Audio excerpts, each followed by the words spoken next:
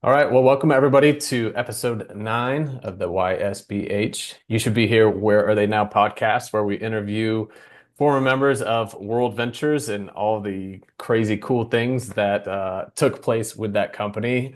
And today we have Mr. Monico Perez with us, who almost all of you know, is the man behind the scenes, helping run the show. He was always fun, always had a smile on his face.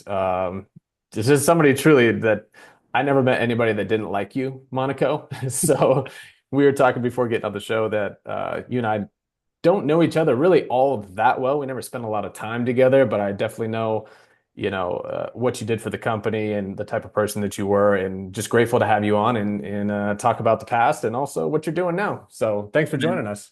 No, thank you for for the invite. Like I said, in true form, he literally messaged me about maybe 20 minutes ago, and he's like, "Hey, man, I'd really love to get you on." We'd been trying playing kind of phone tag for the past couple of months, and he's like, "What about next week?" I'm like, "What about in 20 minutes?" He's like, "Oh, okay. I guess you are blue. We'll make You're it still a happen. blue." I literally after I sent that text to you, I'm like, that might be too far out. It's like the old invite, you want to give people like Yeah, 24-hour notice. I'm like, I probably gave him too much time. That's too yeah. far away. But here Yeah, we no, are. but definitely thank you. And yeah, I mean, obviously, I've been seeing the different episodes you've been, cranking out, which is awesome. The YSBH, where are they now? It's kind of, it's a kind of fun take on just kind of catching up and just kind of seeing what everyone's doing, and just kind of keeping in the loop. I mean, before we used to have the ability, and I think it was just a blessing to be able to go month to month and be able to hang out with our friends. I mean, because it was honestly that's what it was other than, or at least on my end, other than business. I think business came later at the very, towards the end of the factor with the company. But I think at the beginning it was just more of a fun, every single month. Let's hang out. Let's see what everyone's doing, and and it was just like a fun ride for sure. Yeah, well said. It is fun to see what everybody's doing, and that's one of the inspirations for starting it was just like there's so many people doing cool things that are different now. Like so many people are scattered, and to be able Yeah, to catch up on those stories has been fun for me, and I know it's been a value add to a lot of people that were part of the World Ventures community.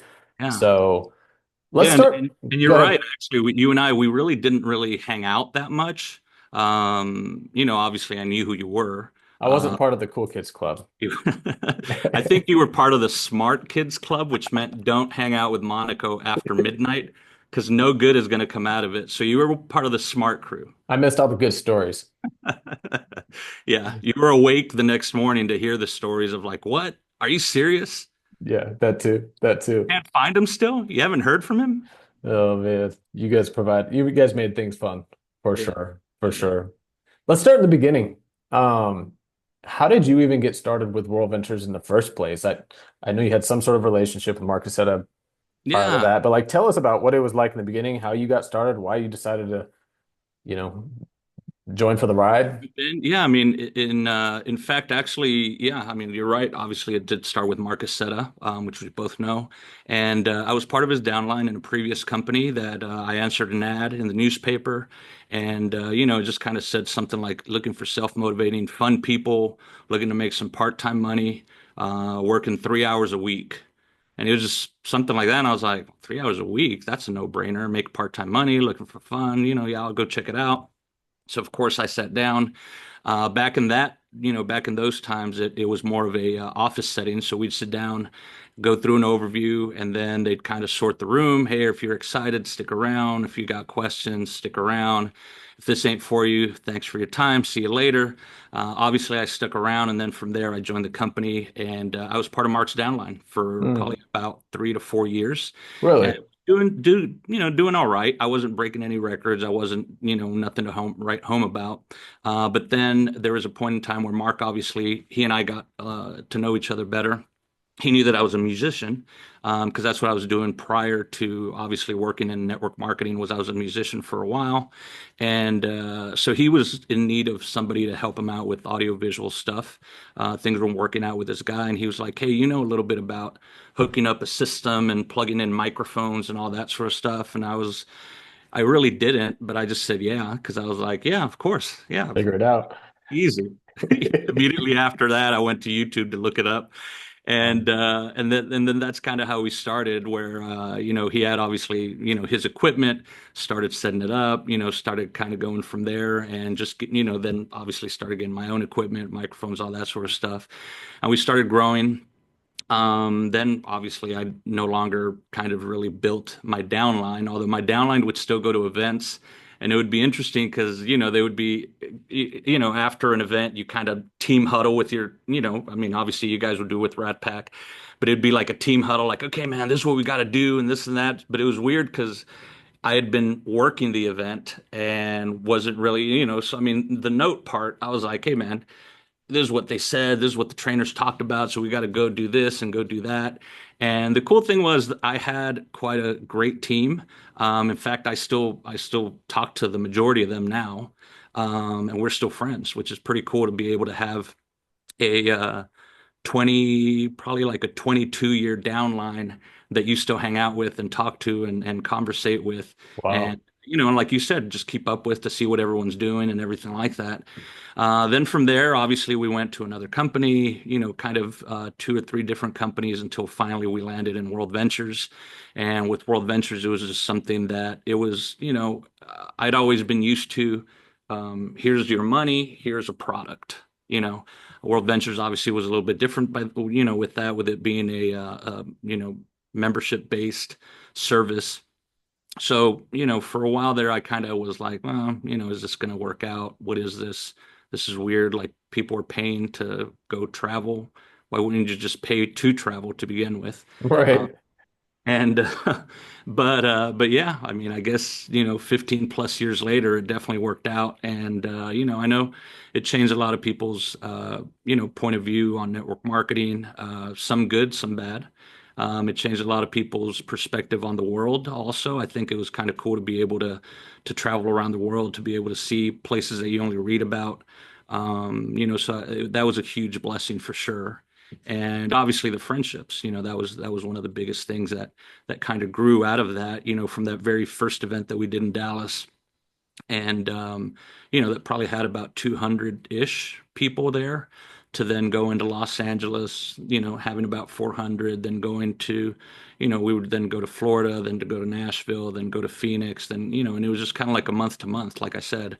So it was just a really cool experience to be able to go through that. Yeah, for sure.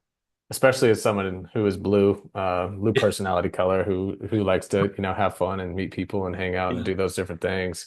When It's kind did of it's kind of crazy because a lot of people, obviously, yes, I'm blue. But my first, if people, once you get to really know me, my first primary color, I guess if you want to call it, is yellow. Obviously, I'm a musician.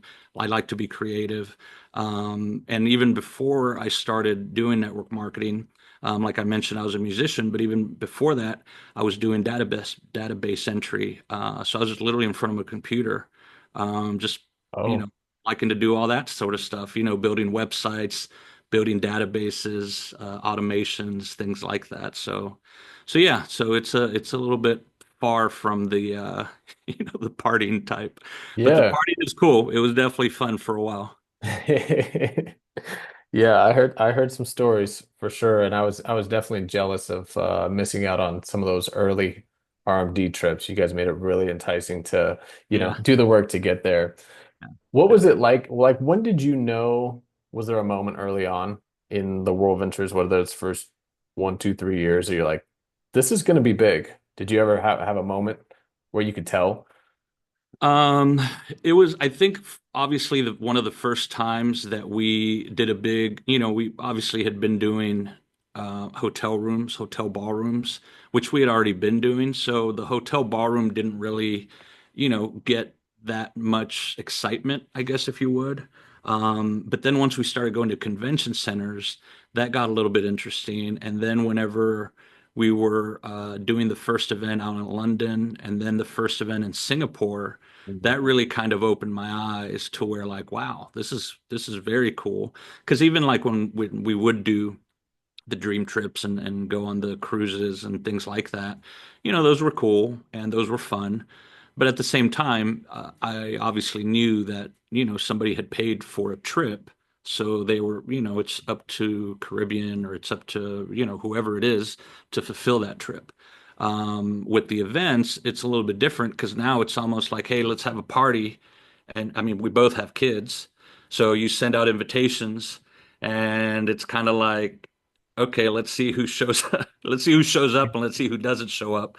So that's kind of how it is at events. You kind of send out invites. Obviously, you pay money, but both you and I know that even if you do pay money, it doesn't guarantee that a person's going to show up. Right. Um, but yeah, I mean, it was just kind of interesting seeing Singapore, seeing a lot of those international trips, then that's wherever it kind of started getting like, wow, this is kind of cool. This is really, it's really going places.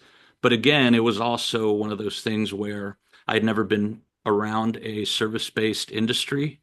So it was also a little bit kind of like, you're kind of curious, like, how long will this last? You Mm. know? Yeah. Mm. Interesting.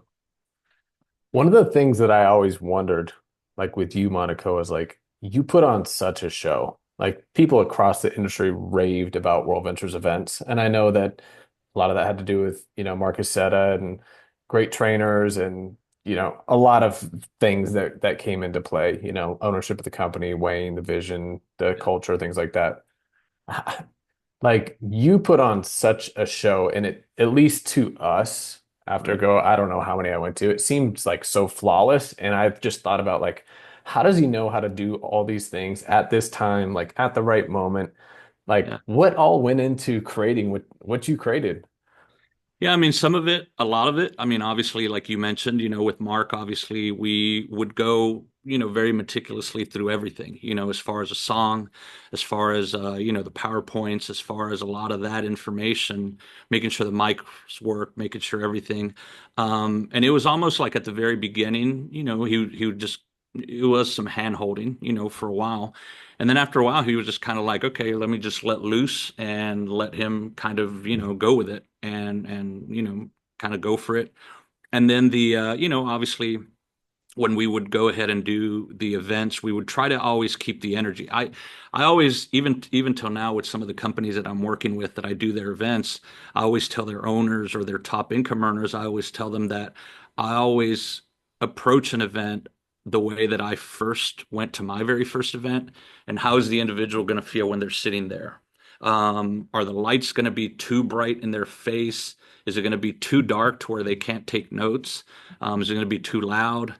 Is it going to be not loud enough? Also, same thing with the music.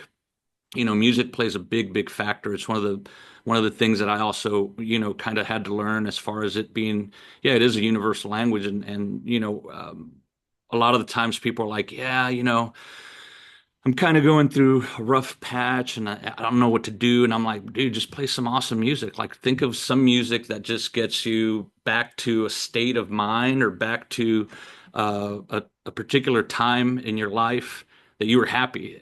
There must be something, there must be a song. I mean, I know you guys just, I saw you posted that you celebrated 20 years that you guys went to a concert, you and Sarah. So Yeah. it was just kind of like, I'm sure there's a song that you listen to and it takes you right back to that era or that back to that time.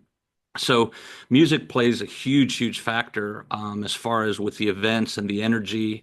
And even whenever somebody is going and trying to make a very emotional impact, if you play the right song at the right time, it just kind of pulls things together for individuals that are going to the event. And again, I just, all the way, like I said, it for me, it's kind of like how would I feel if I'm sitting in the audience? That's how I approach all the events as far as energy and as far as the announcements, all of that sort of stuff. I mean, with the announcements, a lot of people are like, "Oh man, dude, you reminded me of whenever the guy from the boxing thing." Well, that's the whole point that I remembered when I was a kid. I'd be watching boxing with my dad, and it was a great time that we would be spending together. And I'd hear, Mike Buffer do the announcement, and it drew me to that good time.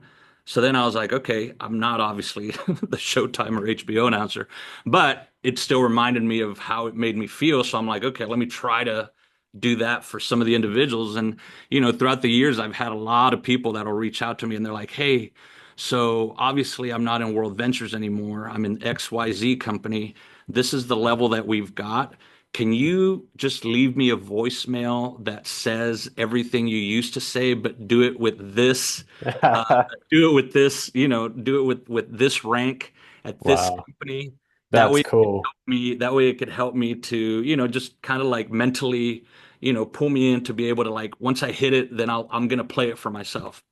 For me, Wow. that's huge because I'm like, yeah, like uh, sure, if you want me to. Like, in my mind, I'm like, it shouldn't be anything special. You should be able to like pump yourself up. But if it'll help you reach a rank, help you hit a new level in your comp plan, by all means, let me help you out. Yeah. How cool is that? I mean, Yeah. that's cool. That yeah. Wow. You made an impact on so many different levels. And I love how you put yourself in the attendees' shoes to really say what would I want, what would be impactful for me. And I think that Yeah. absolutely showed. So I don't think people realize like all of the work that went into it. I mean, we'll probably know, you know, we probably only saw 10% of what actually happened. But I love that. That's really cool. Um, How about wow. for you? I mean, obviously you were on the other end initially as far as an attendee. And what were your thoughts at the very beginning, those first events? I don't know your background, if you Yeah. came from a I had no background on any of that entrepreneur. stuff. It Yeah, was all it was all like magical. It felt like we were like it was a unicorn type of a deal, yeah, which it was, but I yeah, suppose it could have not been, but you made it feel that way. No, I mean, we came out of those events just like I remember our first event that we went to with our team was in Minneapolis. I think there was only about 200 people there at that one. It was in like February in Minneapolis. yeah. And Perfect time to go. perfect time to Great go to weather, Minneapolis. perfect It weather. was Amazing. it was freezing. I think it was -40 when we drove home that night. But there were seven of us. We drove home in a van, literally drove through the night to get to class the very next morning. We were just all so hyped and excited to go just do what we had to do because of that event. And it was only 200 people and it was like not a big room and all these kind of different things. So yeah, those events were impactful in so many different levels and truly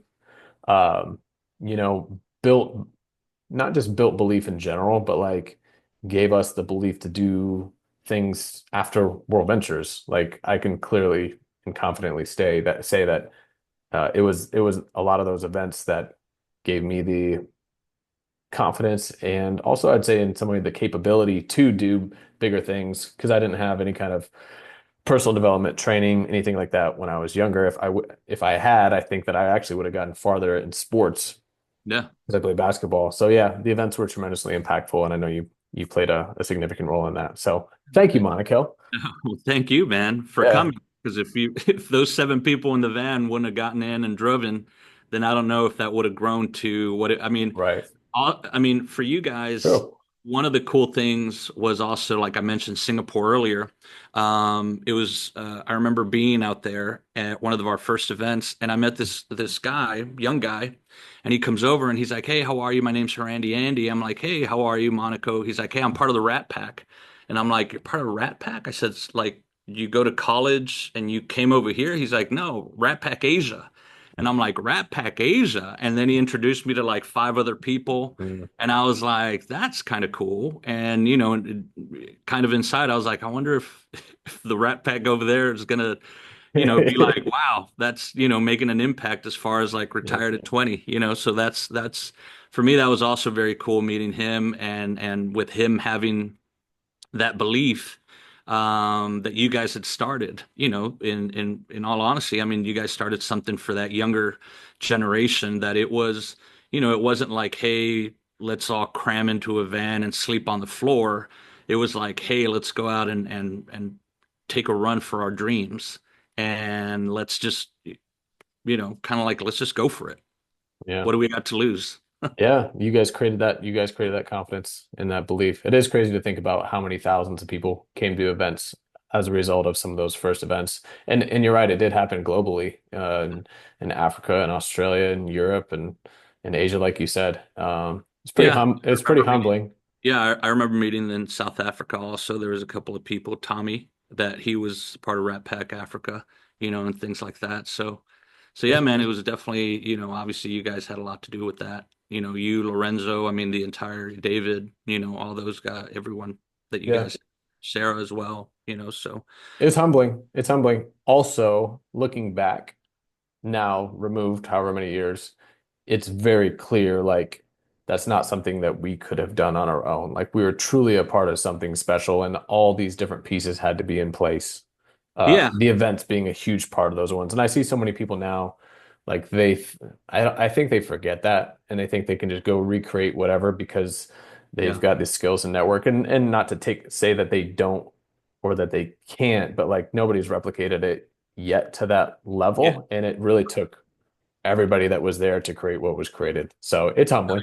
There's definitely been a couple of companies that have tried to, duplicate what we had, and it is kind of cool to see, them trying to do it. Yeah, Uh, yeah, like you said, it was definitely like the right time, right place. It was definitely a perfect storm of individuals, energy, vision, timing, everything like that. And but yeah, I mean, there, like I said, there are a couple of companies that are trying it. Some of them are, they've got some pretty magical stuff, especially the ones that I'm working with. of course. But of course, but no, man, it's been cool. It's definitely fun for sure to just look back and see of all the magic that was created, all the top, people and great friends and successful people. I Yeah, mean, a lot of great stuff came out of all those events, marriages, kids, you too. businesses. Yeah, yeah, yeah, for sure. So, Yeah. What was, did you have any regrets over those years? Like looking back, are you like, man, I wish I would have done this differently or I would have done that differently? And um, maybe you don't, but I ask the question a lot. yeah, I would say, my initial thought would be like, well, I regret, maybe, I mean, in all honesty, I mean, not really, because even the stuff that sucked, has made me stronger today. Even the challenges that I went through, as we all went through a couple of challenges, um, helped me to become a better father now for my kids, that I can give them that experience and say, hey, back in the day, XYZ happened and that's why you don't want to do it. And but even in business, same thing. I've got a lot of people that I work with now, clients and individuals that'll ask me like, "Hey, so back in the day, how did this happen?" Or back in the day, what would you change or anything like that? And I'm like, I honestly wouldn't change a lot, if not anything, because it got me to where I'm at now. And I'm not really like, I've always been, ever since, even before with Mark, I was into personal growth and development. My parents were never big readers, but they were, they would kind of mention stuff to me, like not necessarily like quotes or anything like that, but they would just, let me know different things that were, now that I look back, personal growth related. And so it was never really like a weird thing. And then once I did start getting into personal growth, and once I did see that there's the Robert Kiyosaki's, the Think and Grow Rich, the How to Win Friends and Influence People, and different books like that, then I was like, oh, cool. So this is kind of where some of that came from. I'd asked my parents, or I'd asked my mom, did you guys ever read any of these? And she was like, no, we read the Bible and it's kind of common sense. It was like, okay. Yeah, But it's fair. just, but it was one of those things that it's, I don't think that I would change much, because even like I said, even some of the stuff that happened that was bad, or in a negative way, it's helped me to become better. So for Yeah. sure. Yeah. I respect that. And some people don't see it that way. I mean, some people are like, "Oh man, I wish, the big elephant in the room. Oh, I wish they would have paid us all the money back. Because then, Yeah. da da da." And it's like, okay, but then what would have happened? I mean, they paid you your money back, you would have blown it, and then what? I mean, you know, Yeah, I mean, true. who knows? I mean, You true. Yeah, yeah. I mean, and even Yeah, I mean that's one thing that a lot of initially it was one of those things that it was kind of like a bit of a gut punch. I'm not gonna lie. What part for Because you? I think for me, obviously it was just the money owed, for sure. That was one of the biggest things. And it wasn't necessarily like they turned their back on me, or oh, they did this or that, because towards the end, some of the individuals that were at the executive level in the company, I didn't even know who they were. I would just hear names. I'd look them up. I'd be like, oh, okay, so and so's so and so, and that's about it. And obviously, we had just gone through the lockdowns. So it wasn't really like we were interacting and doing every single thing that we normally would do for events. When we would plan an event during the lockdown, rather than every single person getting behind a Zoom and trying to, you know, encourage and motivate and do that, in our minds, we were like, okay, let's make it, let's, if, we're going to do events and now we can't really get together, let's still try to make them badass. So we went here in Dallas and we found a studio, AMS Studios, and we replicated what a stage would look like. For boot camp, we put up, all the rope and the tires and everyone came out in camouflage gear and everything like I that. forgot about that. Yeah, yeah, yeah. So, and even when we did the view, we did the view, and it's almost like we did like a mini movie, mini series of every single character, but now we did it in a studio. So now Mark was actually in a jail cell for the prisoner. For the ICU patient, he was actually in the back of an actual ambulance. Mm, So that I actually saw it as a plus. For me, the lockdown, a lot of people are like, oh man, the lockdown sucked. I was like, actually, they didn't really suck, because for me, I was having a 1-year-old that was growing up without me around. During that time, we had been doing, we were doing a lot of events. I think I topped off at 22 events a year wow. all around the world. I'd been gone that year. I was gone about 228 days out of the year. Jeez.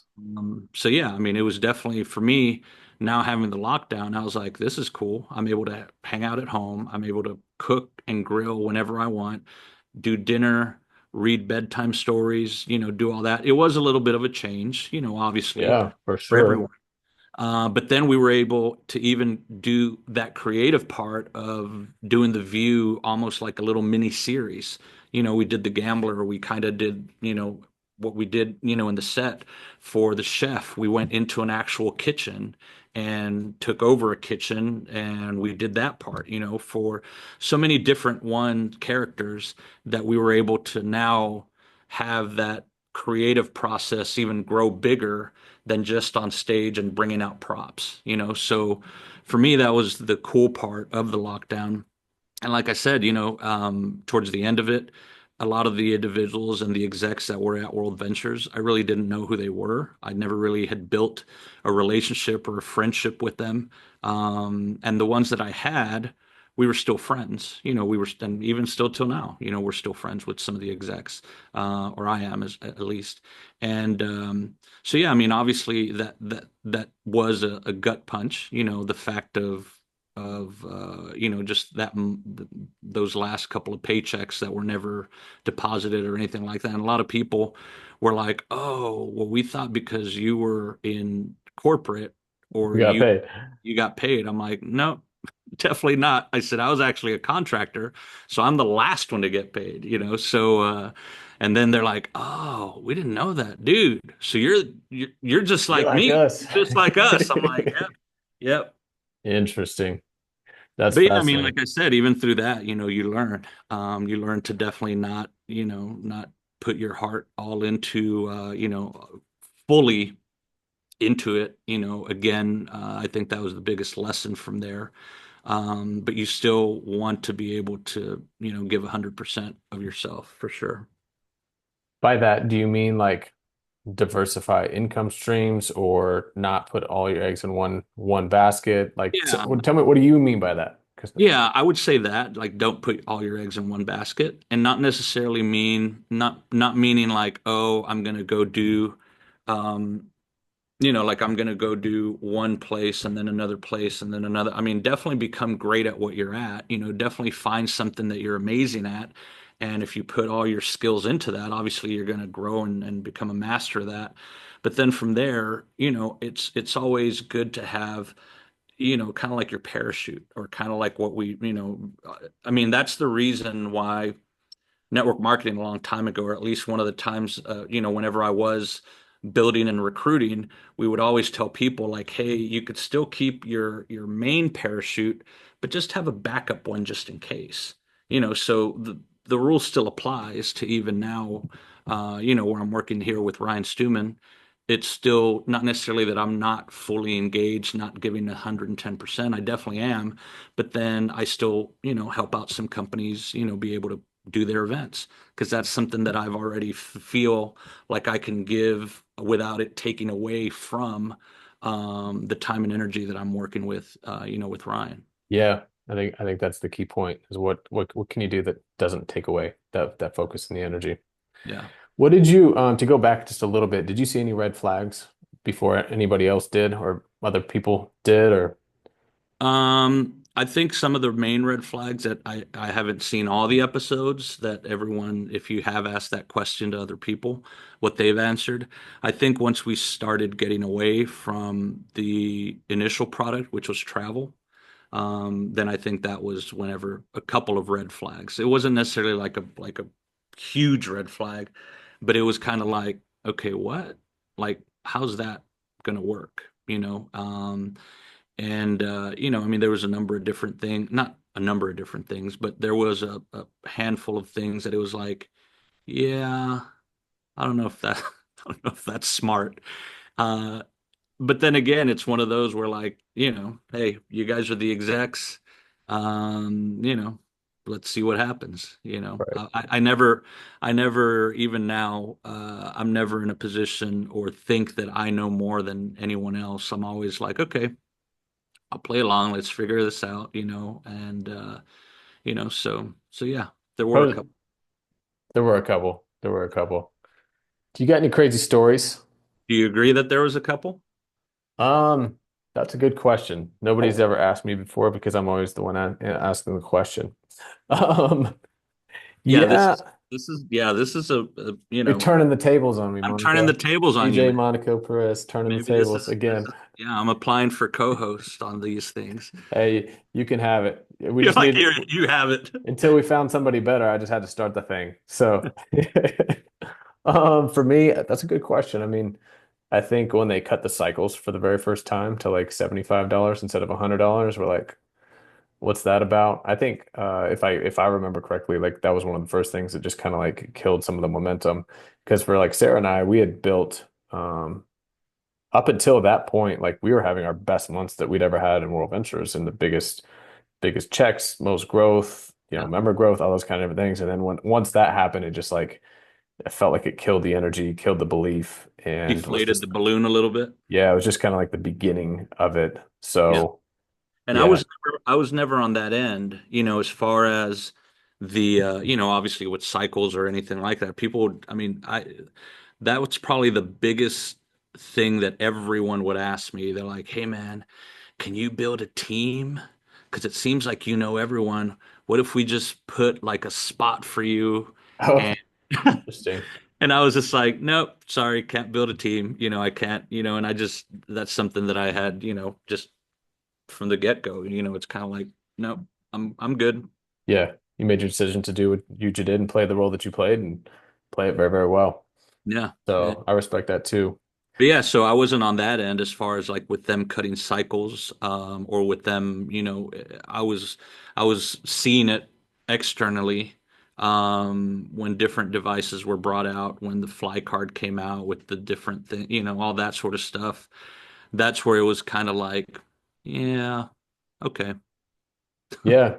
I wasn't, like you said, I kind of like have go with the flow. Like I don't think I'm smarter than these people, especially like with some of the top leaders and executives that are there. It's like if they think it's a great idea, Yeah. and it's probably a great idea. And I was actually one of the first people to get the fly card. I don't know if you ever saw some of the like the behind the scenes videos of the fly card, but like I shot some of those videos of people's reactions.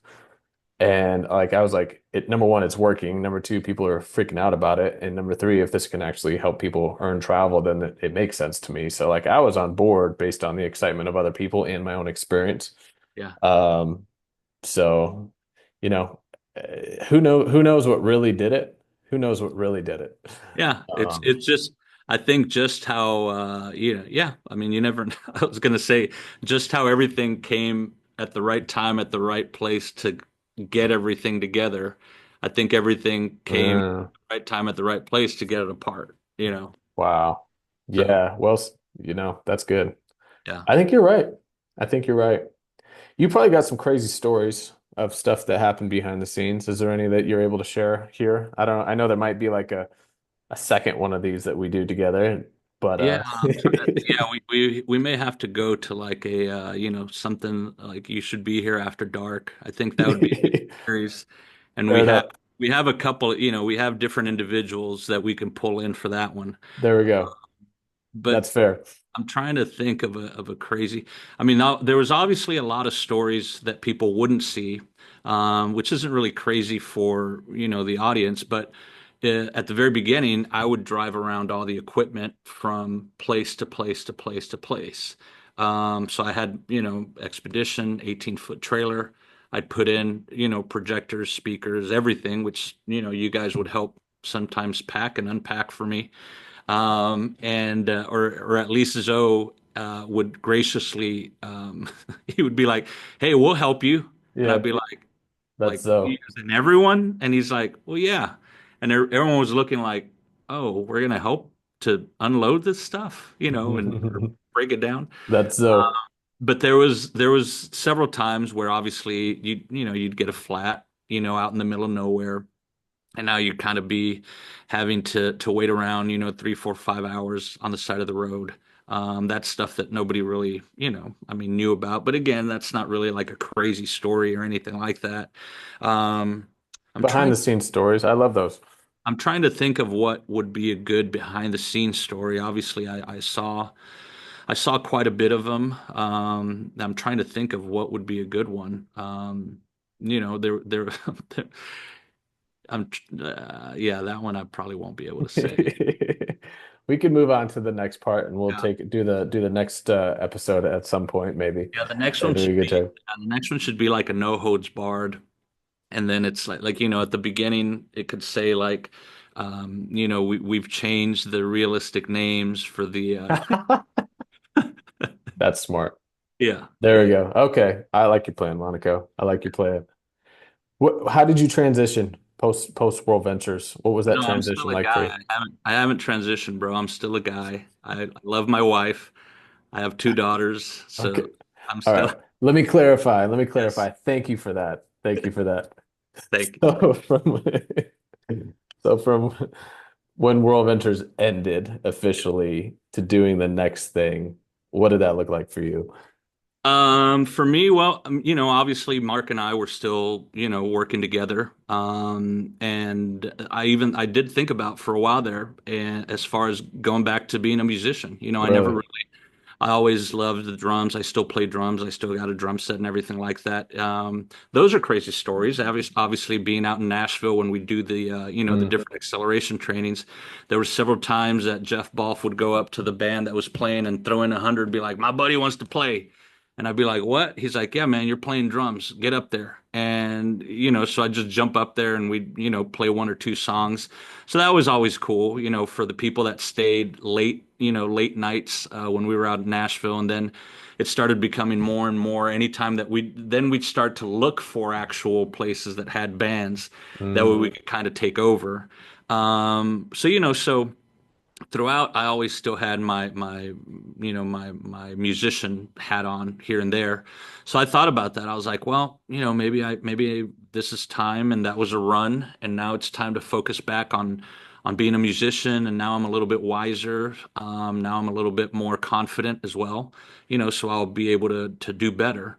But like I mentioned, I was still working with Mark. So then from there, we started working with another company, doing their events and everything like that. And yeah, I mean, I've honestly always stayed in doing events. A lot of individuals from when World Ventures obviously went down, um, they went their own separate ways. Some people went to one company, others to another company, several different companies. So when they found out that I'm back to doing events or that I would be available to do events for them, then they were like, hey, so you're not tied to anybody anymore, which I never was. That's the hilarious thing. Hmm. People always thought that I had exclusivity to World Ventures and that I couldn't do any events for any other companies. So they just wouldn't reach out. And, later on, I told them, I said, yeah, I never really signed a contract with them saying that I'm exclusive to you and only you. But, I mean, that's kind of the lay of the land at the time. And so since then, after that, I started, kind of getting different calls and emails from different people saying, hey, so you could do our event, huh? And I'd be like, yeah. And they'd be like, okay, awesome. Let's get something together in the books. And that kind of kind of generated. And for me, it was honestly, it was a cool boost. I would say in confidence because now I was able to see that I could do the events on my own. Right. Uh, that I was, capable of handling an event from start to finish on my own. And yeah, I mean, it's been great. Like I said, I still have, several companies that I work with, and different organizations in network marketing that I'm working with and doing their events. And we just plan everything out, from beginning to end, do the site visit, figure out their budgets. That's the biggest thing, for any events is the budget, and then just kind of go from there for Hmm. sure. Yeah. That's really cool how you're able to continue to do those things, do it so well, and prove to yourself that hey, I can run the whole thing by Yeah. myself too. Yeah. And You're it's not cool because, sorry to cut you off. It's cool because now, it's almost kind of like the different friends that where we were all together in World Ventures. Now they're different places, but I'm still able to hang out with them. So I'm still able good to point. see, yeah. So now I'm still able to hang out, with the Julio Acosta, with the Michael Jacks, with the, Sasha, and with the, Johnny Wimbry, with Mark, just, I mean, a number of different people, Byron, Jeff, different people that I'm able to hang out with. And so yeah, I mean, it is definitely cool. And new people that reach out and they're like, hey, so we were never part of World Ventures. We just know that you guys did badass events, and we've heard that you were the guy, that was helping with those. Yeah. So can we can we hire you? Can we hire you? Can we hire you? Yeah, you're probably the only one that hangs out with that most of that entire group, or at least a good chunk of them compared to anybody else. Yeah. Uh, that's unique. That's a unique situation for sure. How'd you end up working with Ryan Stewman? A lot of people know him as the hardcore closer. I followed him for probably, we were talking about this beforehand, 5, 6, maybe 7 years. Yeah. So I had an eye on him. Then I saw that you guys started doing some stuff together. Tell us Yeah. about that. Yeah, so that was something that, like you mentioned, you knew him for a couple of years. I knew him through mutual friends, Jefferson Santos, that I, obviously still working with him as well. Um, but yeah, so I met him through Jefferson, and we'd always see each other at different parties and stuff. And I knew who he was. I knew that he was doing, events. So obviously that's where I kind of would try to squeeze in and reached out to him and would talk. And I remember one year, when I had done one big event finally with, where I had, Ed Milet, Grant Cardone, you know, uh, different people like that, Gary Brecka. What That, event was that? it was called, it wasn't Live It Up. It was called, Break the Code. It was Break Okay. the Code, Alex Morton out in Miami. We did that event together. And so after that, now that I had worked with those individuals like an Ed Milet, Gary Brecka, Grant Cardone, then I figured, okay, I have that under my belt. So I'll be able to go and talk to Ryan and say, hey, man, check it out. You're in Dallas, I'm in Dallas. You do events. I know how to do events. Let's partner up and stuff. What I didn't know is that he actually isn't like a big events person. He does events, he does his own events and everything like that, but he doesn't do them same style as like an Ed Milet that goes from place to place to place. I mean, like with Ed Milet, he'll sometimes do like 3 events or 4 events in a day, With his which private jet. I It's don't know how the insane. heck he does that. And it was funny because when I was like, yeah, man, I just did an event, with Grant Cardone and all that, and he was like, oh, okay, cool. And then I didn't know why he didn't say more, but then later on, once I got to know him and once I got to know his business, then I was like, okay, so he's an actual, not saying that Ed Milet and them are not, but he actually is building a network and organization and a business, and as opposed to just being a speaker and Yeah. just going from stage to stage. So about a year ago, a little bit over a year ago, we were at a barbecue and we were just kind of hanging out and having some drinks and everything. And then he and his wife, we started talking and chatting, and she brought up World Ventures. Hey, I know you're with World Ventures. What did you used to do there? We started talking about the social media. We started talking about the events, and oh man, I bet you've traveled all over the place and everything like that. And then, one thing led to another. And then, she's like, hey, why don't you come over to our office? And, we like to chat with you and just kind of see if, the stars aligned and we, could do business together. And so I went ahead, came over to their office, checked it out. And from there, it was just been, great synergy, between all of us, with him, with his wife. And it's just been a great opportunity for me to do something that's not event related, although now I do his events, but then also to just learn as much as I've been learning on the business side of things. When it's different when you build a business in network marketing where it's kind of like, hey, here's $500, and now you give me a bunch of product, and now I got to go sell it.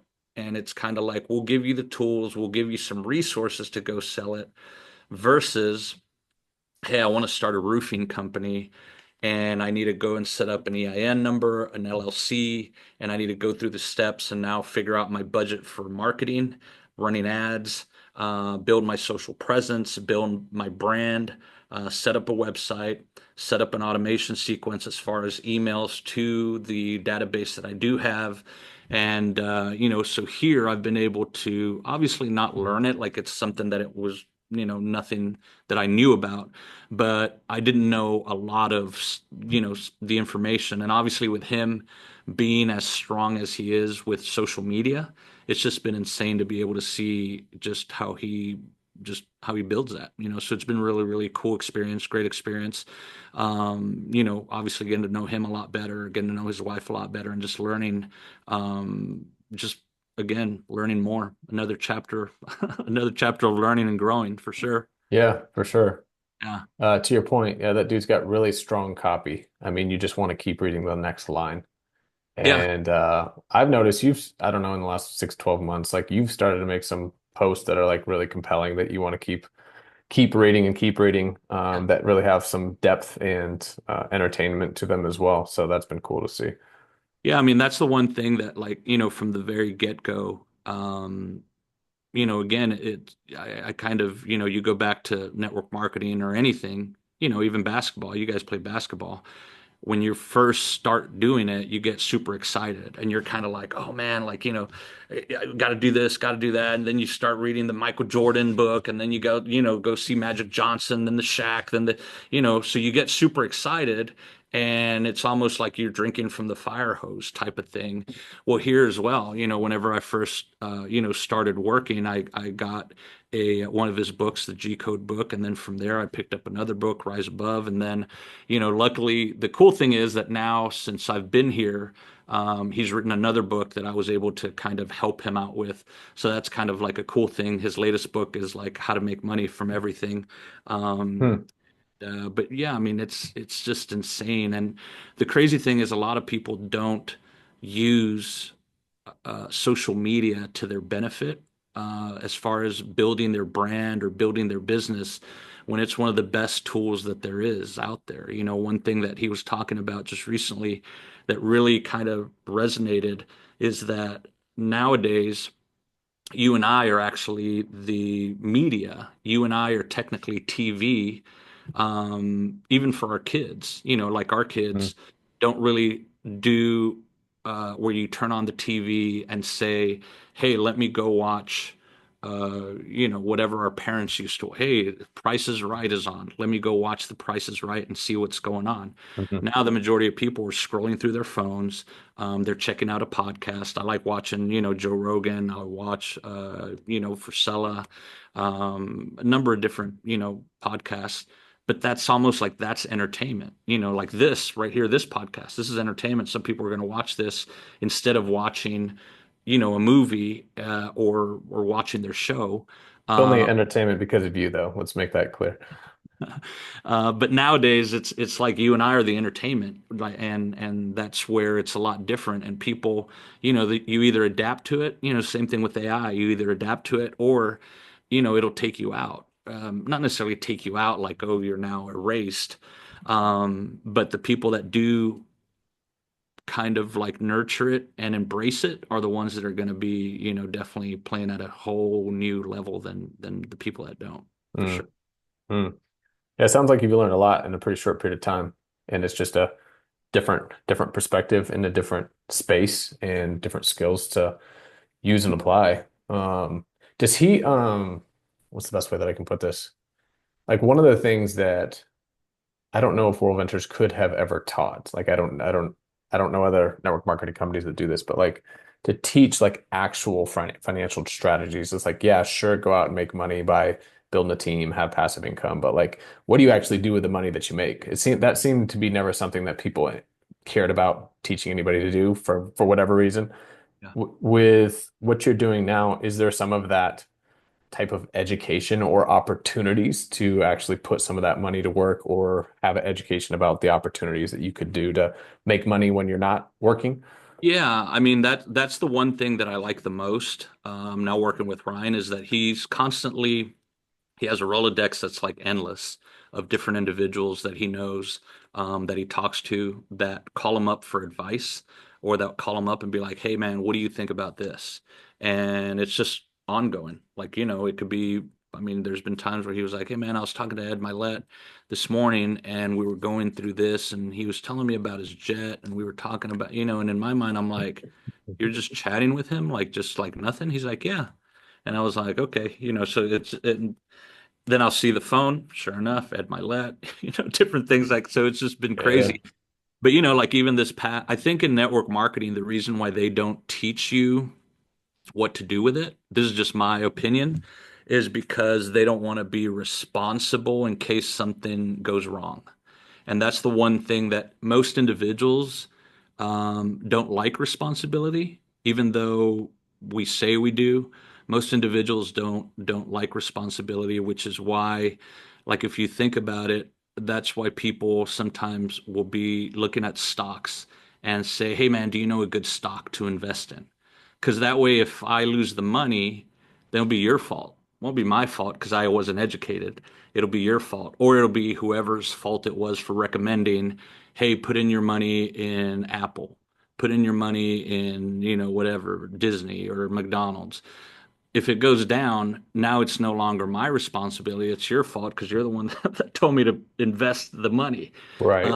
Um, That makes sense. yeah, and that's why individuals, nowadays they just don't like that responsibility of having to choose what to do with their money because they just aren't financially educated.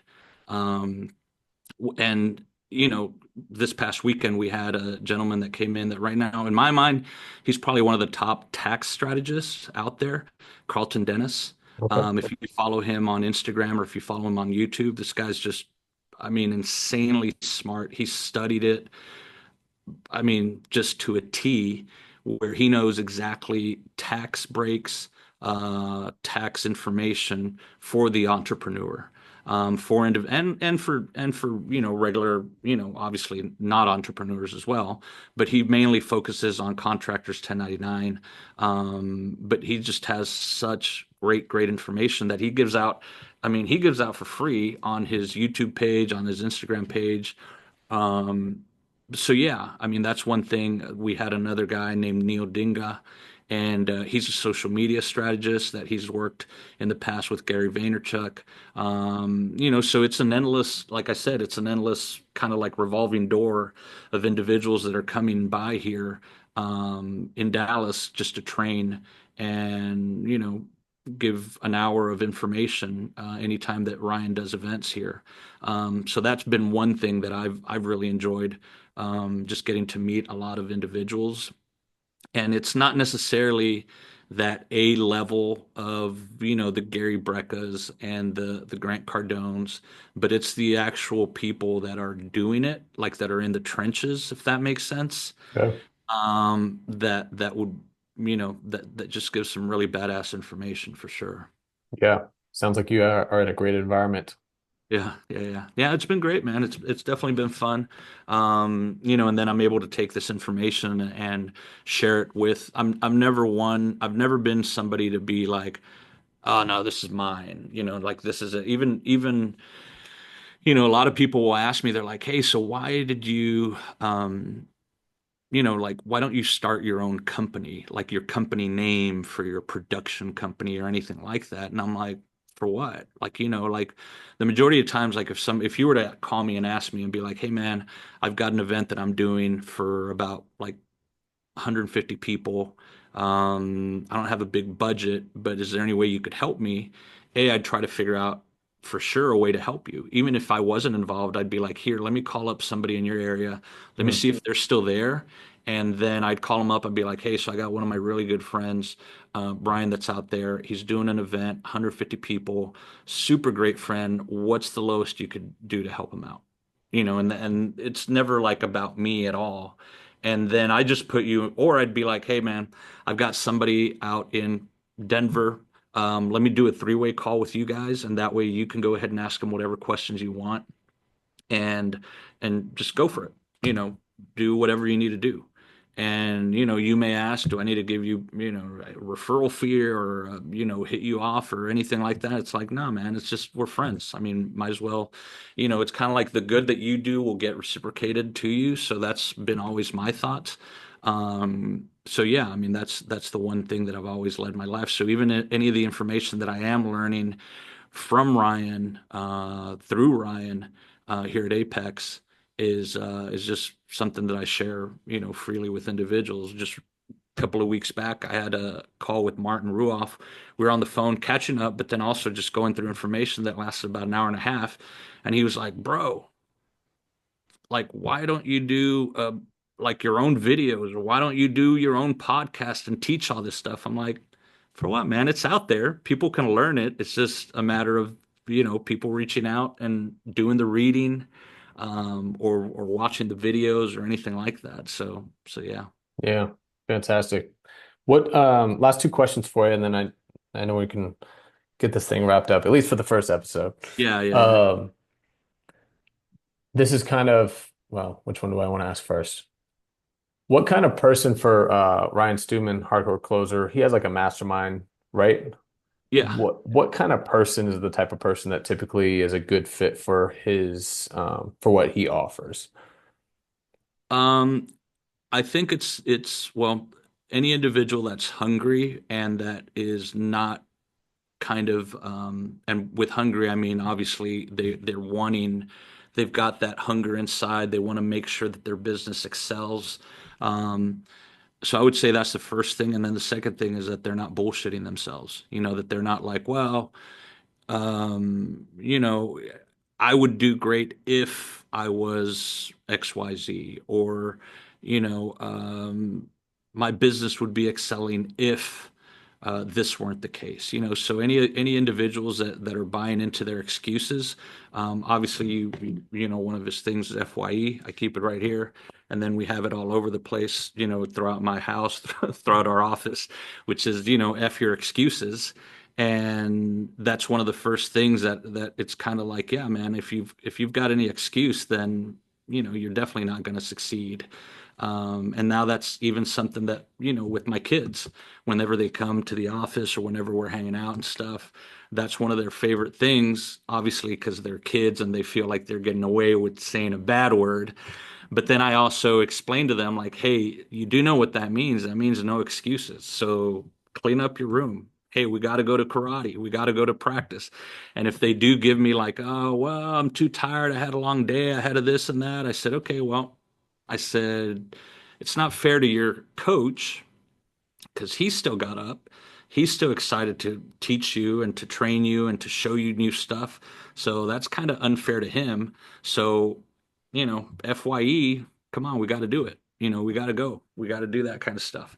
Um, but yeah, I would say somebody that doesn't buy to their, and he's right now more than ever, he's being a lot more selective with some of the individuals he lets into the mastermind. I think just because of that, because of the amount of people that say they want to do something, then it's kind of like, okay, let's see, kind of like the rubber meets the road, and they're like, oh, he was too hard on me, or he yelled a lot, or he was always cussing, or just a number of different things like that. And it's kind of like, yeah, that's fine. Never mind. You know. Wouldn't fit. They couldn't take it. Yeah. Yeah. Fair enough. Fair enough. This is semi off topic, but it's related to what you were just saying with your kids. Yeah. How has how's World Ventures played a role in how you raise your kids now, based on all the experiences you had there? It was like I said, it was one of those things that it was a great. In fact, we used something from what I learned at World Ventures over the weekend. We went to a restaurant, and obviously it was Mother's Day, and we got there about 12:30. Went to church, got there around 12:30. They said, "Hey, there's a little bit of a wait. It's Mother's Day," which of course I knew there would be. We sat down. Then about 3.5 hours later when we got like our first like the appetizer, Cool. just because they were so backed up.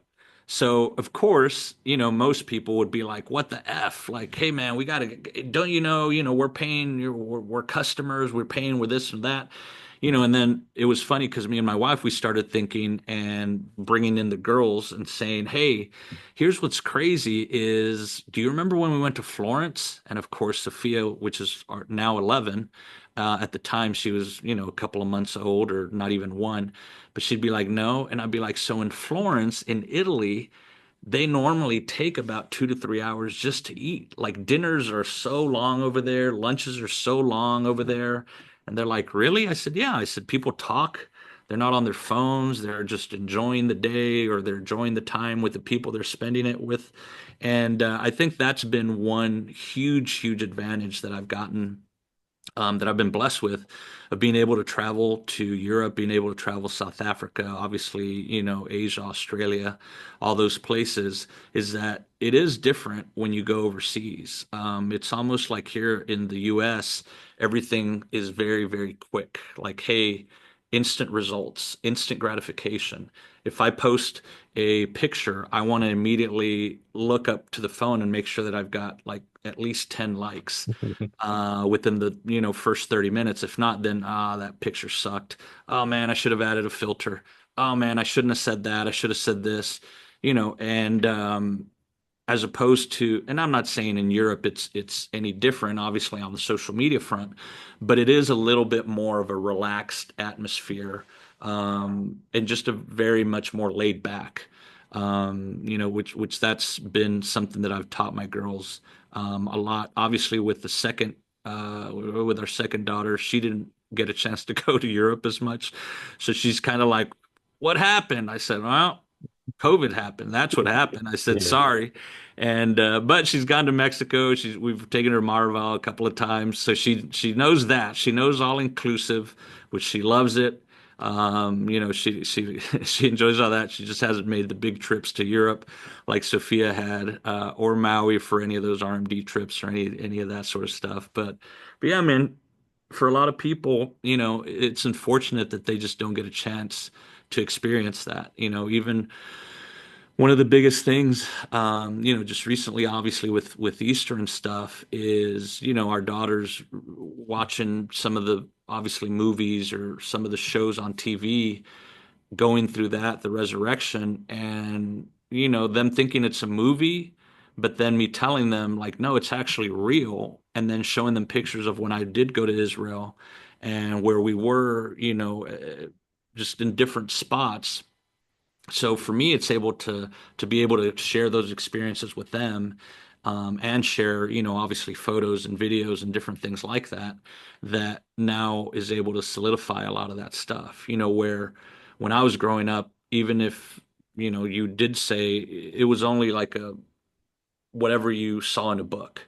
Oh, Washington was whatever was in the book. White House was whatever was in the book.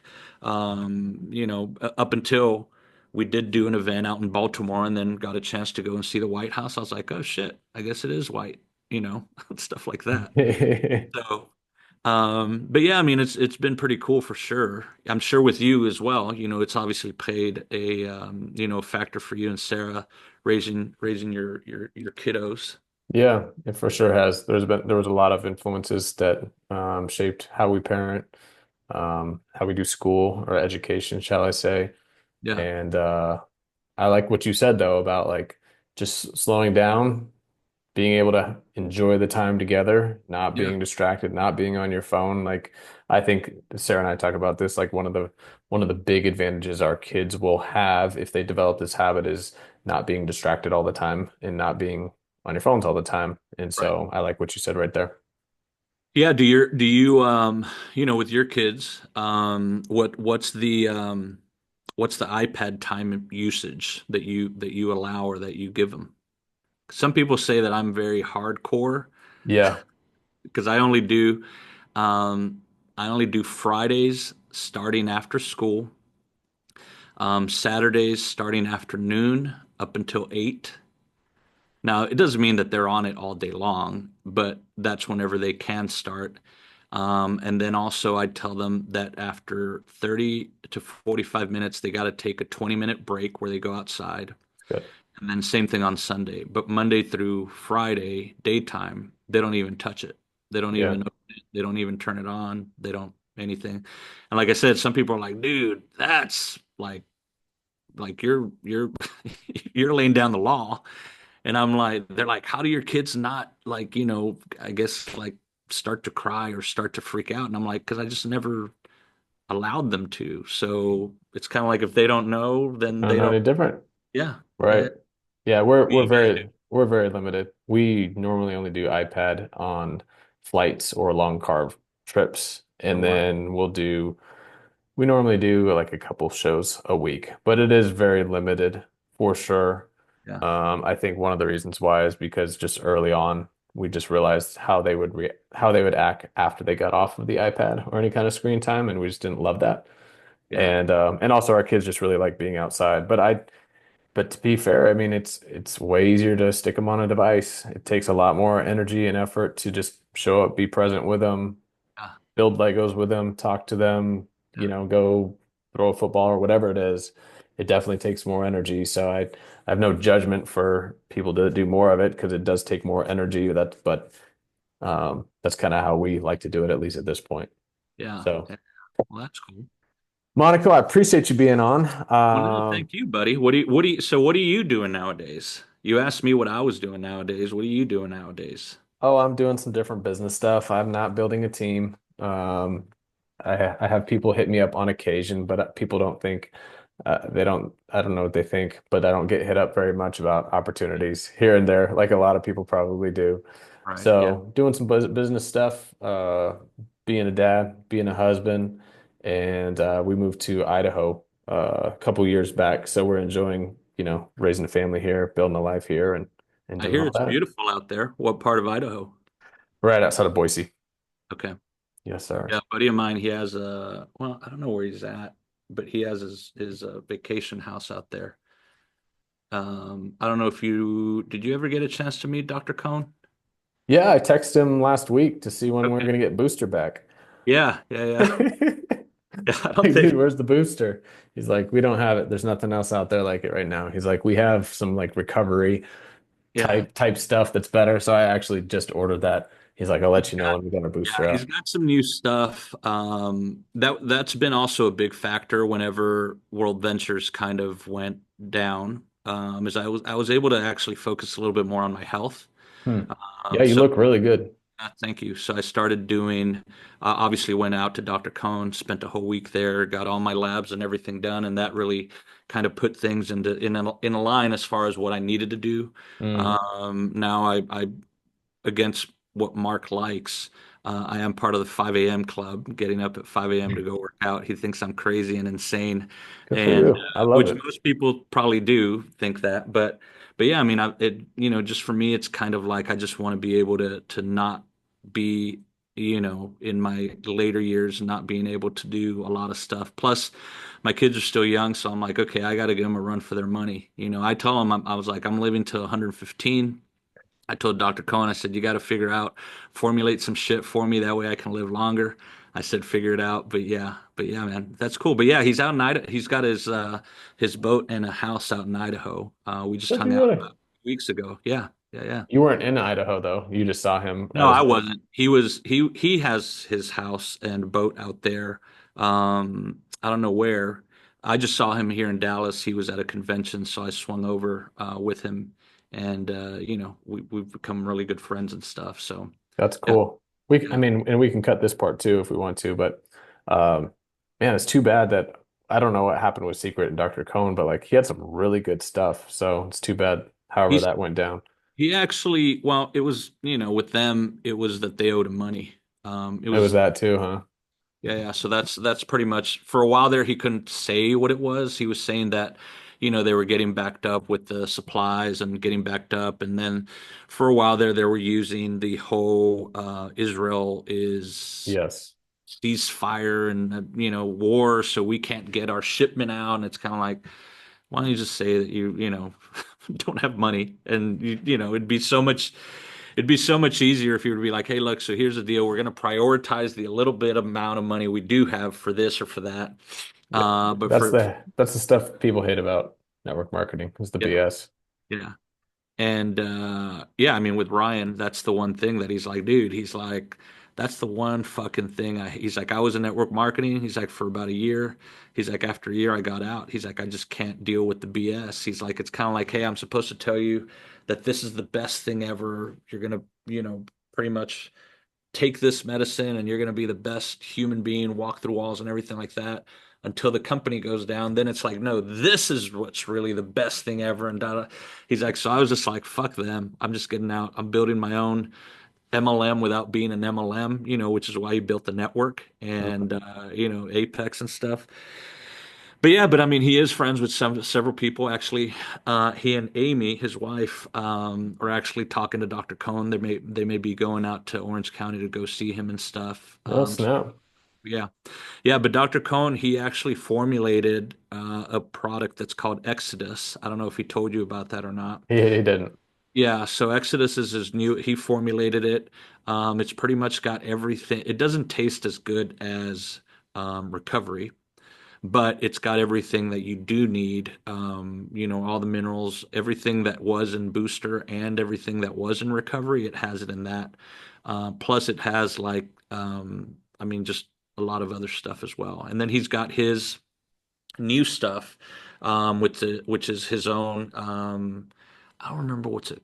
It's like hydrogen something. You know how he's a big hydrogen guy. Yeah, I think that's what I ordered. It's like a hydrogen little packet, like you can Yeah. just pour in your mouth. Yeah, Oh, that's dude, good. so your kids are gonna love that because that really does taste like back in the day those Fun Dips. I don't know if you remember Fun Dip that you would lick Kind of. like pixie dust and Yeah, it shit. tastes good. It tastes Yeah, good.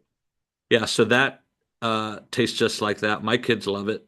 They take it pretty much every night, and but yeah, I mean that stuff's really really good. Yeah, Yeah, if you for ordered sure. that stuff, then it's good for sure. Yeah, I always liked his stuff. Yeah. Man, you got a lot of connections with people and just in the loop in so many different things. It's got to be fun to like have your pulse on so many different things in some ways and Yeah. just hear Yeah. I what mean, people are up to.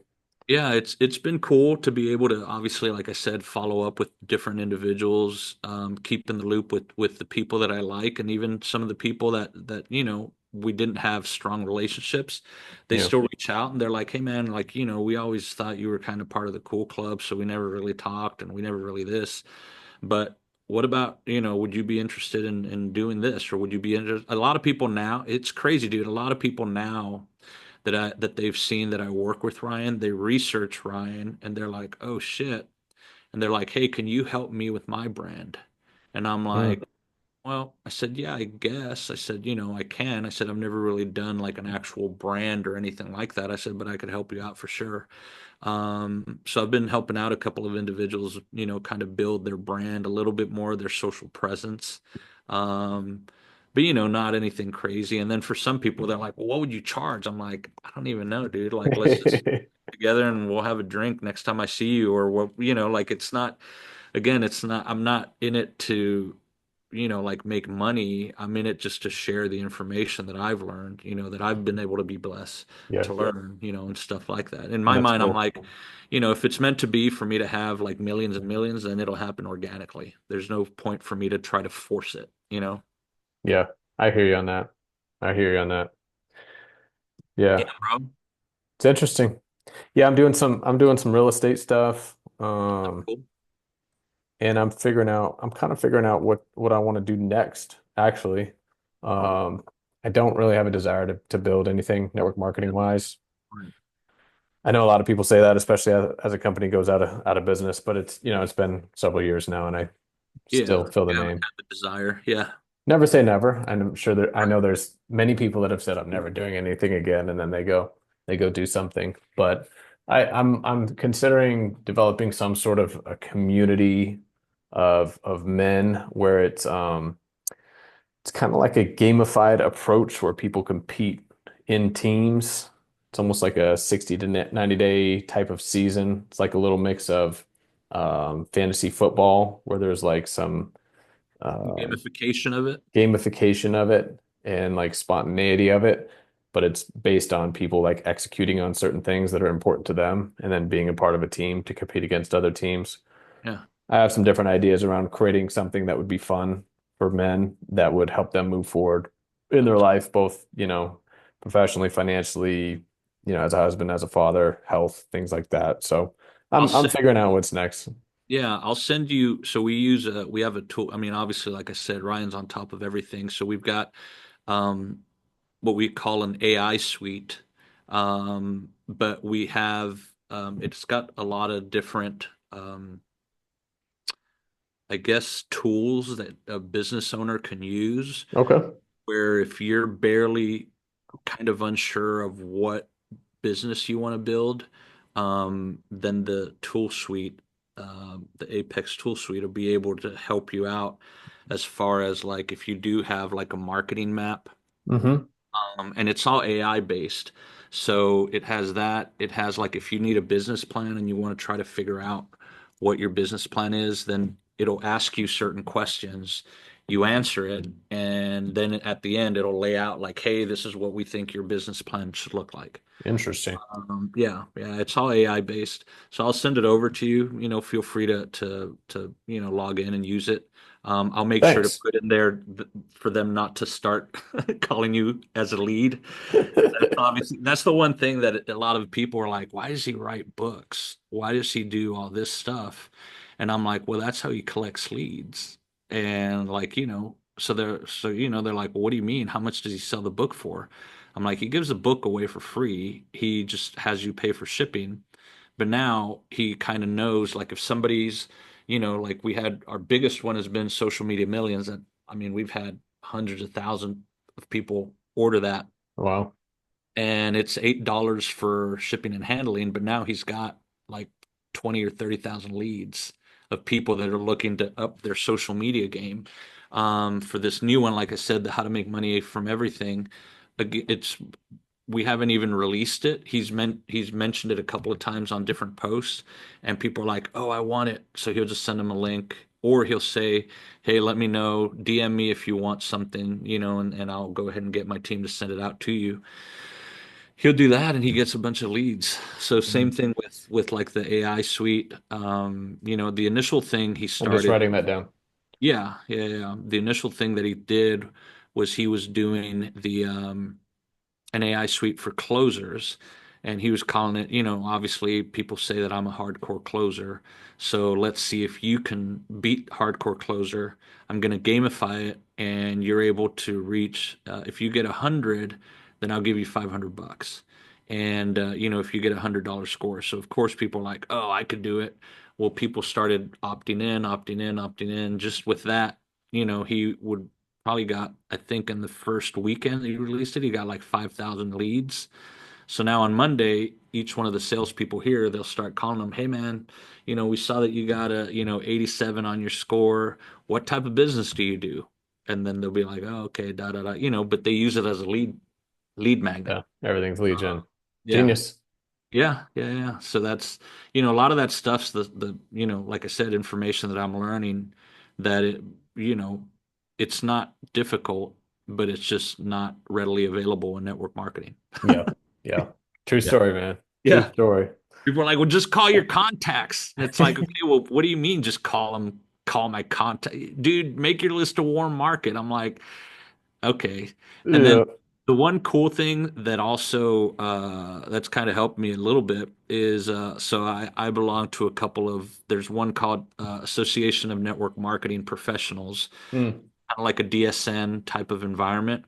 They do one event a year, and what they do is they bring all of the top network marketing owners and like their top income earners to come for that weekend. It's like a 4-day week. I've been producing that show for about 8 years. And every year, from the people that I meet that are not network marketers, I bring them as guest speakers. So I had like Nick Santanatasso come and speak. I've had this other guy, Dr. Fab Mancini. I brought Dr. Cohn. And with Dr. Cohn, like, this was when he was still in secret. But what he did is he didn't mention anything about secret. He said, hey, for all of you that are in a product-based company, this is what you can and cannot say. That way you don't get in trouble with FTC. So it's always more like pouring into people. Value This add. year I want to bring in that Carlton Dennis. Like I said, he's a great tax person. That's awesome because the first thing that I told him, I said, here's the number one thing that as soon as you get signed up, people tell you, they're like, oh, you're a business owner now. You can write off everything. Well, no, you can't write off everything. Like even if your vehicle, you can't write it off. Yourself, they're like, no, your cell phone's for free.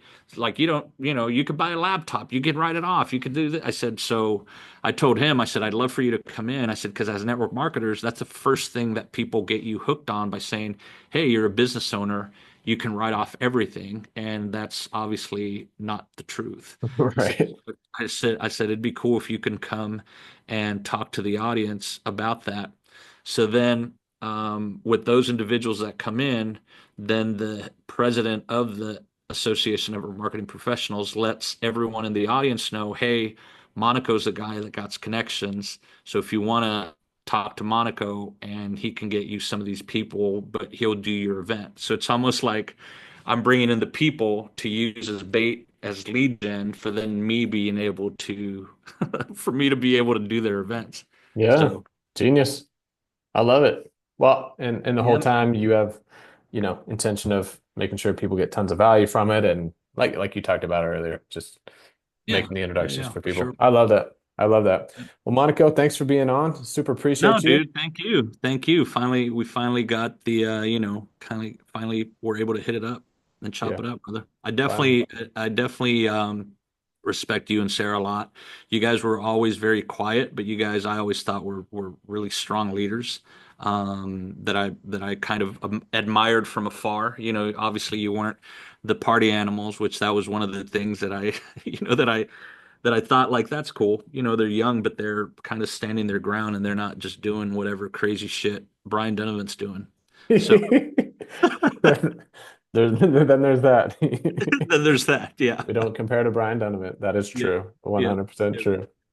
But Is no, man, there, I definitely, yeah. I mean, definitely somebody that hopefully our friendship, you know, yeah, continue to develop and everything like that, brother. And yeah, anything I could do to help you out, for sure, let me know. Send me your address. I'll send you, several of the books Ryan's got and everything like that. that's really cool of you. I was Yeah. going to ask that same question as like what's the biggest what's something I could potentially do for you, or a better question might be like what's a challenge you're currently facing that if it was able to be magically solved, life would be infinitely better. Man, I don't know. I mean, there's a lot of different things. I know that's kind of a personal question, Yeah, I but mean, there's a lot of different things I'm still working on, myself internally, just to get better, stronger connection with God. That's one thing. Mm. Funny enough, we started working with a pastor here, and he was like, "Hey, man, I really need you to help me out. We're starting this new networking thing. It's called Kingdom Business Leaders."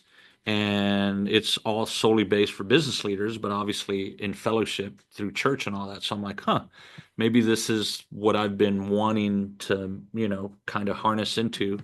And Mm. it's been something that's kind of been laid out in front of me literally over the past week.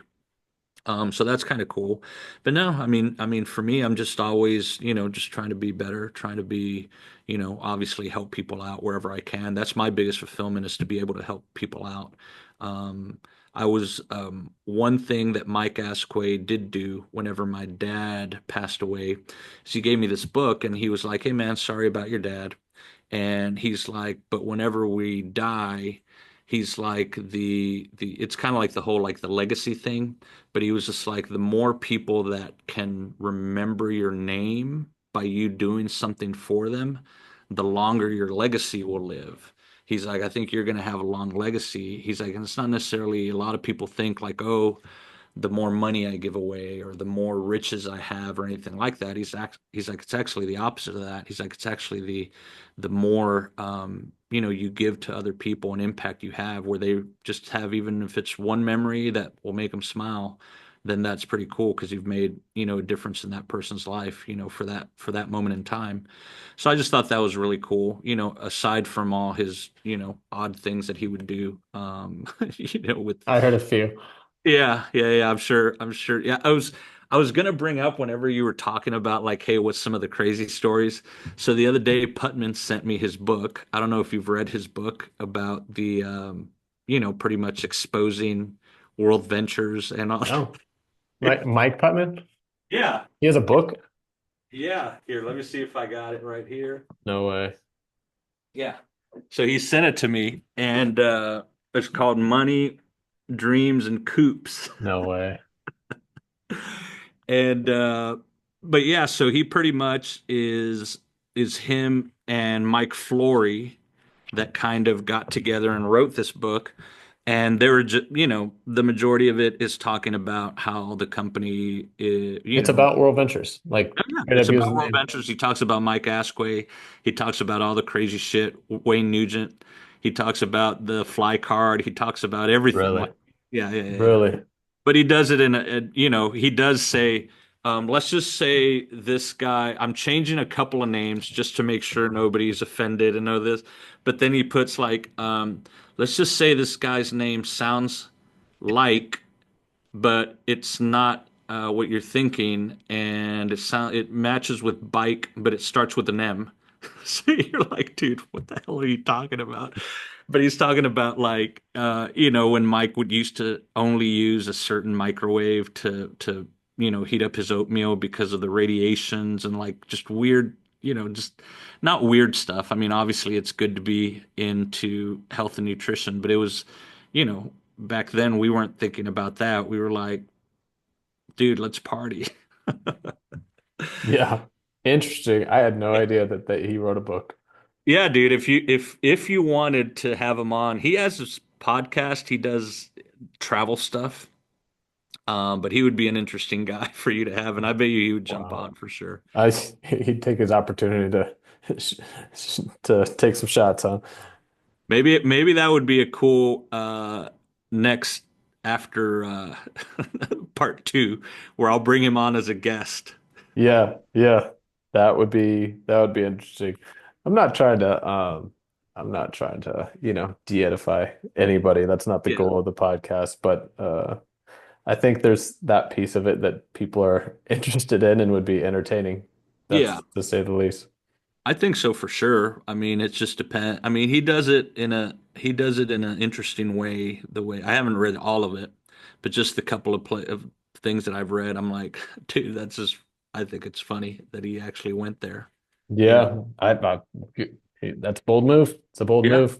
You think Yeah. Wayne would ever come on? I haven't talked to Wayne in a little while. I actually ran into him a couple of weeks ago. I think he would. I think what I've heard, and this is kind of somewhat confidential, but that he's Sure. trying to start something. Yeah. again. But I don't know as far as when I met him, he didn't mention anything. He just was like, "Hey man, how you been? How's everything going? You know, this and that. How's the family?" Because I honestly hadn't seen we had texted back and forth, but I had not seen him since the agreement that World Ventures was going to be absorbed by Secret. That was Yeah. the last time I saw him. I think that's same with me. Yeah. Yeah, so and Mark's seen him. Mark hangs out with not hangs out, but Mark has seen him and everything like that. But yeah, I just hadn't seen him and I was just like, I mean, I would tell Mark, I'm like, what am I wanting out of it? Like, right Right. now I'm on a different path. I'm on a different, kind of like I'm blown and going this way. I don't need to figure out or worry about hanging out with Wayne to make sure things are cool. If Sure. they are, they are. If they're not, they're not. Sure. 100%. Yeah. 100%. Yeah, it'd be interesting to see what shakes out. Yeah. Wayne did a lot for us, and everybody's got an opinion, and I hope he's okay. I mean, I know I think he was still going through lawsuits the last several years, and that had to be super stressful, I would imagine. But I Yeah. hope he's doing all right. Yeah. I never really asked him about any of that stuff, like about the lawsuits or any of that. But yeah, I mean, it's one of those things. Like I never wished any sort of ill or bad or anything like that, even with Mike Askway. I mean, Mike never really had anything to do with the very, end of World Ventures. He was long out, way before that. Yeah, for sure. Yeah. I mean, it's been an interesting, kind of time. Interesting ride. Well, congratulations to you. Sounds like you're in a really good spot and got some good people around you and Thanks, brother. thriving family and looking super good. So 5 a.m. club, I respect Yeah. it. There you So, go, bro. all But right, yeah, Monaco. Hey, I don't want to take more of your time. I already went over. So, thank you. And I'll shoot you a message when this episode's edited and I put it out. I know a lot of yeah. people are looking forward to it. So, Okay. No worries, bro. Say hi to Sarah, brother. I will. I absolutely Okay. will. Enjoy Talk your to you week. later. All Yep. right, we'll see you.